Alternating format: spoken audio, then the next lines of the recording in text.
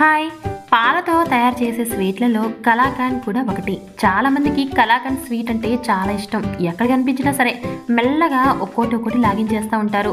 ఈ స్వీట్ కనిపించిందంటే చాలు నోట్లోకి వెళ్లాల్సిందే. ఎవరికైనా ఎంతటి వారికైనా అంత ఇష్టం ఈ స్వీట్ అంటే మనందరికీ. అయితే కలాకండ్ని ఇంట్లో తయారు చేయాలంటే కాస్త శ్రమతో కూడుకున్న పనే అని చెప్పచ్చు. సమయం కూడా ఎక్కువగా పడుతుంది కాబట్టి దీంతో చాలామంది స్వీట్ షాపులు వెంబడి పడతా ఉంటారు. అయితే కాస్త ఓపిక తెచ్చుకుంటే మీరు మర్చిపోలేని రుచితో కలాకండ్ రెడీ అవుతుందండి. ఆ రెసిపీని మనం ఇంట్లోనే తయారు చేసుకోవచ్చు. జస్ట్ పాలు పంచదారతో అలా తిప్పేయచ్చు అనమాట. అసలు ఒక్క విషయంలో చెప్పాలంటే ఇంట్లో చేసుకున్నంత రుచి బయట ఎక్కడ దొరకదండి.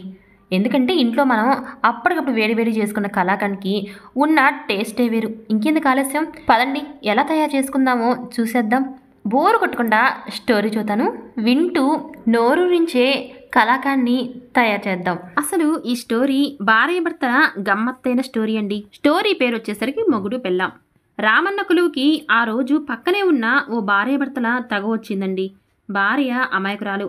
పాపం భర్త కూడా చెడ్డవాడేం కాదు. తన మాట నెగ్గలేదన్న కారణంగా భార్యతో కాపురం చేయనని పట్టుబడుతున్నాడు. రామయ్య తన కూతురికి నిరుడే పెళ్లి చేశాడు. ఇక్కడ కన్ఫ్యూజ్ అవ్వద్దు. రామన్న వేరు, రామయ్య వేరు. రామయ్య కూతురి పెళ్ళి అవుతుంది. రామన్న అనేవాడు సమస్యల్ని తీరుస్తూ ఉంటాడు ఇక్కడ. అంటే మన మర్యాద రామన్న అన్నమాట. పాపం వియ్యాల వారు కూడా మంచివారే. వారు కట్న కానుకలు అడగకుండా పెళ్లి ఖర్చులు కూడా సగం పెట్టుకుంటారు. వియ్యాల వారికి కాబోయే అమ్మాయి ఎంత ప్రేమంటే తన వంశపారంపర్య నగలు కూడా పెళ్లిగా ముందే ఆ అమ్మాయికి ఇచ్చేసి మరీ రామయ్య కూతుర్ని తమ ఇంటి కోడలిగా చేసుకుంటారు వీళ్ళు. ఆమె భర్త అత్తమామలు ఆమెని ప్రేమగానే చూసుకుంటున్నారు. ఇప్పుడు ఆమె గర్భవతి అయ్యి ప్రసవించింది. పుట్టిందేమో ఆడపిల్ల. ప్రసవానికి భార్యని పుట్టింటికి పంపించేటప్పుడు నాకు మగపిల్లాడే కావాలని మరీ చెప్పి పంపించాడు తన భర్త. ఆమె ఆడపిల్లను కన్నది కనుక నా మాట వినని భార్య నాకొద్దు అంటూ ఇప్పుడు మొండి పట్టు పడుతున్నాడు భర్త. తల్లి తండ్రి అత్తమామలు అయిన వాళ్ళు చుట్టుపక్కల వాళ్ళు అందరూ అతనికి నచ్చ చెప్పాలని ప్రయత్నం చేస్తానే ఉంటారు. ఎవ్వరి మాట వినకుండా తాను పట్టిన కుందేలికి మూడే కాళ్ళు అన్నట్లుగా ఆ మాట మీదే కూర్చుంటాడు అతను. ఇక లాభం లేదు అనుకుని అందరూ కలిసి అతన్ని రామన్న దగ్గరకు లాక్కొచ్చి సంగతి మొత్తం పూసగుచ్చినట్లు చెప్పేస్తారు. ఇక మన మర్యాద రామన్నకి ఆ తగువ విన్నాక ఆ భర్తకి ఎలా నచ్చ చెప్పాలో అర్థం కాలేదు.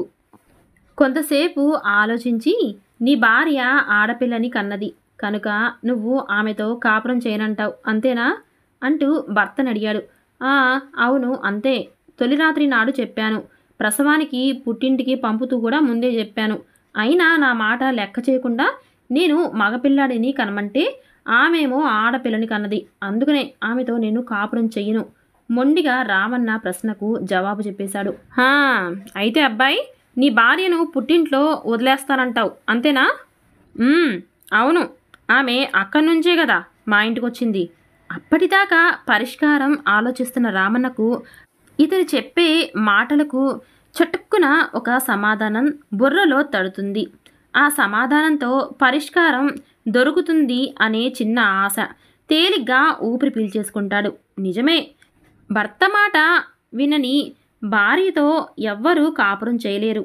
నువ్వు నిరభ్యంతరంగా నీ భార్యను ఆమె పుట్టింట్లో వదిలి వెళ్ళవచ్చు. కాకపోతే ఆమె పుట్టింటి నుంచి నీ ఇంటికి కన్యగా వచ్చింది కదా, నువ్వు ఏం చేస్తావో ఏమో. ఆమెను కన్యగా మార్చి దింపి వెళ్ళిపోవచ్చు అంటాడు. అదెలా సాధ్యమండి అంటూ తెల్లమొహం వేశాడు ఆ భర్త. ఎందుకు కాదు?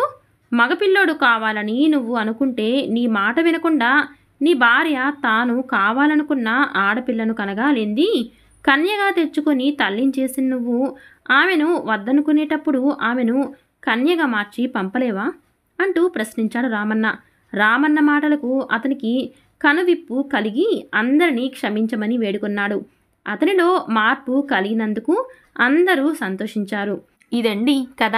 చాలా ఇంట్రెస్టింగ్గా ఉంది కదా, సరదాగా కూడా ఉంది. అయితే ఇక మనం కలాకండ్ విషయానికి వద్దాం. చూసారా, చూస్తుంటేనే నోరూరిపోతుంది కదా. ఒక్క స్పూన్ తీసుకొని వెన్నలాగా మన నోట్లోకి అలా జార విడుస్తుంటే అసలు మనం ఈ లోకంలో ఉంటామా?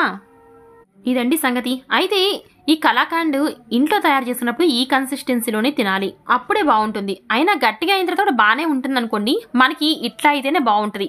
ఏంటి ఇందా నుంచి ఈ బాణి చూపిస్తున్నారు అనుకుంటున్నారా? ఏం లేదండి, మనకి ఒక విచిత్రమైన అలవాటు ఉంది. అందరూ దాన్ని ఇష్టపడితే నేనేమో దీన్ని గీరుకొని తింటా ఉంటాను. అదే నాకు ఇష్టం. ఈ బాండికి అతుకున్న దాని టేస్టు ఏమని చెప్పంటారు, అది వేరే లెవెల్ అబ్బా. సరే సరే, ఇక అద్భుతంగా టేస్టీగా కలాకండ్ చేసుకున్నాం కదా.